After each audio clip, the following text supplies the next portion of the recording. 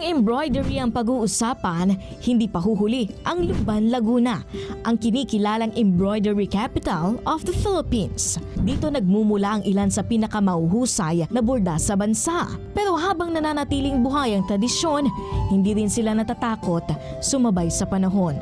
Sa Lily's Embroidery, binigyan nila ng bagong mukha ang barong at Filipiniana.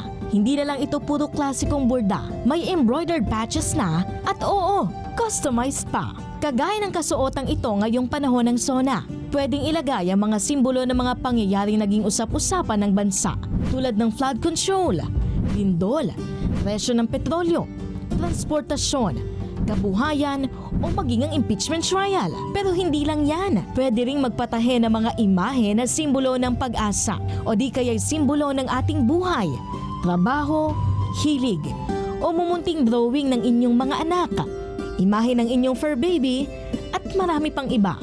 Bawat patch ay maingat na idinidisenyo at tinahi sa kamay ng mga artisan ng Lily's Embroidery. Pinagsasama nito ang tradisyonal na craftsmanship at modernong storytelling. Dahil sa bawat tahi, may mensahe.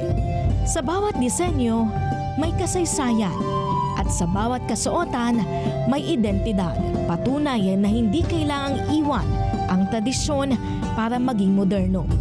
Sa halip, maaaring gamitin ang tradisyon upang mas maipahayag ang sarili. Kung dati ang barong at Filipiniana ay simbolo lamang ng formalidad, ngayon, maaari na rin itong maging simbolo ng mga kwento o issue na mahalaga sa atin.